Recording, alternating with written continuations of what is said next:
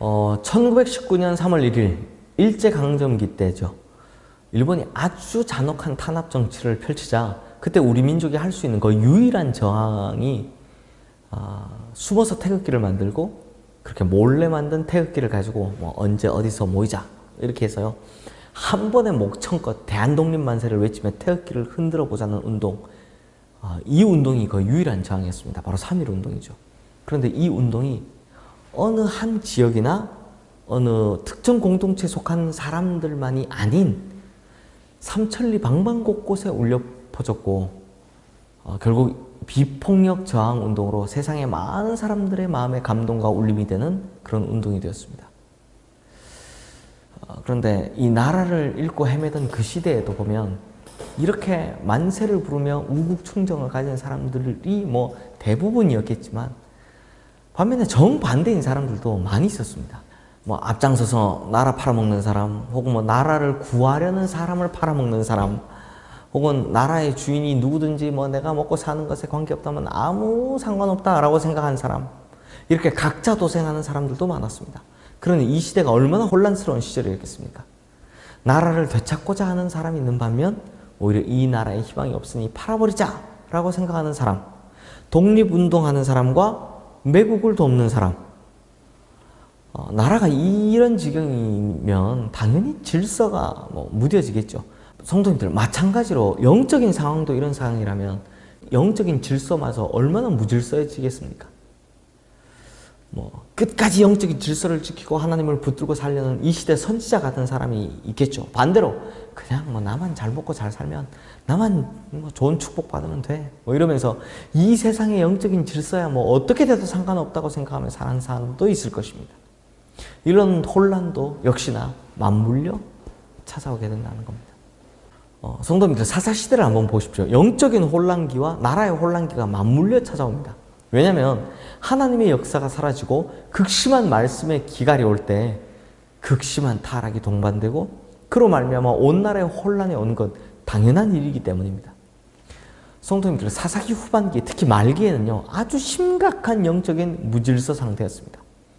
그런데 사사기에는 그 시대의 문제를 딱 집어내는 한 가지 키워드를 내세웁니다. 그게 뭐냐? 바로 왕입니다. 왕이 없어서 그렇다는 겁니다.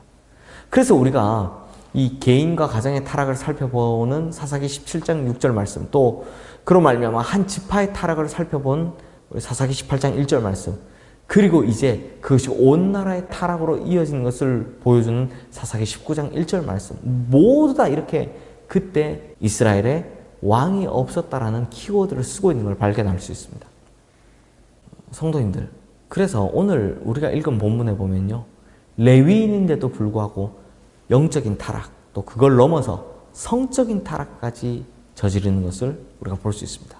그래서 정말 해서는 안 되는, 참 생각해보면 엽기적인 행각을 벌리는 한 레위인을 보게 됩니다. 그러므로 이 사람을 우리에게 보여주는 것은 레위인이 저렇게 한다, 이게 아니고요. 레위인이 저 정도라면 대체 나머지는 얼마나 많이 타락했느냐라는 것, 이걸 보여주는 거죠. 그러니까 타락과 혼란의 대표적인 전형을 이 레위인을 통해서 보여주는 겁니다. 오늘 보면 1절 말씀 보면요, 레위인이 첩을 맞이했다라고 합니다. 아니, 신앙교육도 받았고 제사의 집전도 맡았고 백성들에게 분쟁이 일어나면 재판도 담당해야 했던 이 레위인인데, 그래서 누구보다 영적으로 깨어 있어야 되고 누구보다 영적인 성결한 삶을 살아야만 했던 레위인인데, 그런데 이 레위인이 뭘 했다고요? 첩을 맞이했다라고 하는 겁니다. 우리는 이미 이 레위인의 타락에 대해서 자기가 맡은 지역을 버리고 먹고 살기 위해 돈을 쫓아서 미가의 집으로, 또 단 지파에게로 따라가는 레위인, 딴 사람이에요. 두 사람 같은 사람 아닙니다.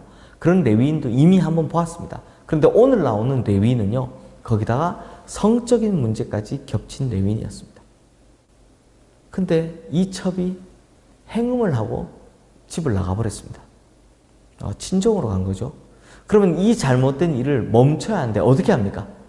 넉 달이 지난 후에 레위인이 직접 가서 데려오려고 하더라라는 겁니다.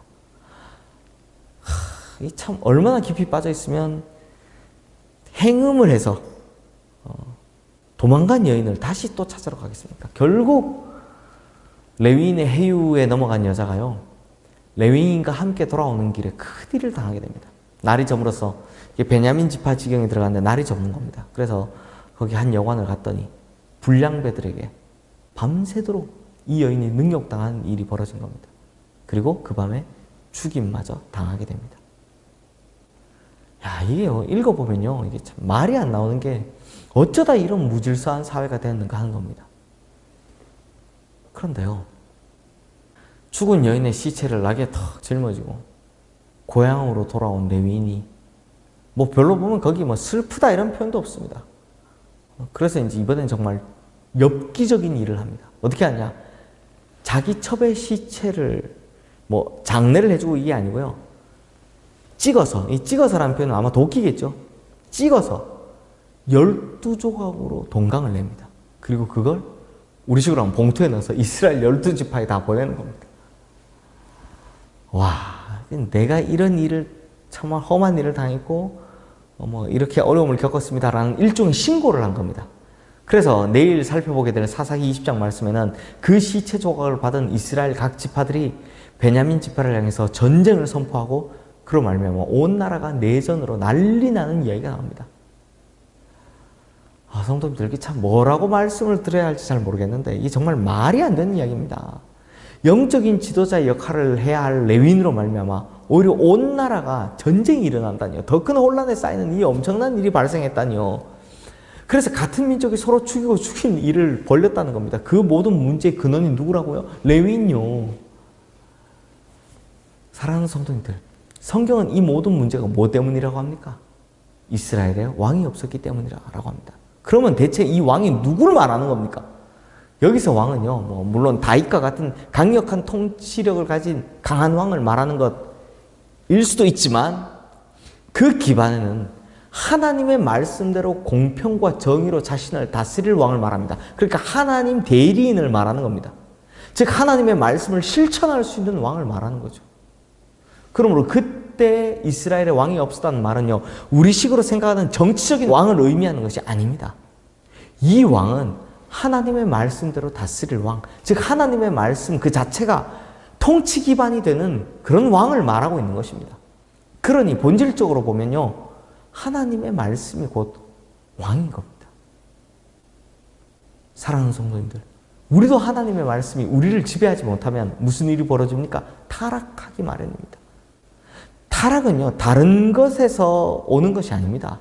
하나님 말씀이 사라질 때 찾아오는 겁니다. 그러므로 우리 성도님들, 하나님 말씀 꼭 붙들고 살아가십시오. 그래서 그 말씀이 주는 명확한 판단력과 분별력을 가지고 이 시대를 선지자처럼 살아가시는 깨어있는 성도님들 되시기를 주님의 이름으로 축원합니다. 성도님들, 사사기를 보고도 요즘 시대를 보면 공통점이 있죠. 정말 사사기처럼 빠르게 타락하는 게 요즘 시대다. 그러니까 이 시대에 하나님의 말씀을 가장 높은 가치로 여기며 살아가셔서 제발 우리 성도님들 세상을 정화시켜 나가는 성도님들 되시기를 주님의 이름으로 축원합니다. 기도하겠습니다. 하나님 아버지, 우리가 이 어두운 시대를 살아갑니다. 이 타락한 시대를 살아갑니다. 이 죄악된 세상을 살아갑니다. 우리가 하나님의 말씀을 가장 높은 가치로 여기고 그 말씀에 온전히 순종함으로 하나님, 우리가 이 어두운 시대를 밝히고 이 더러운 시대를 맑히며 이 죄악된 시대를 하나님의 은혜와 복음으로 채우는 그런 우리 모두가 되게 하여 주시옵소서. 예수 그리스도 이름으로 기도드리옵나이다. 아멘.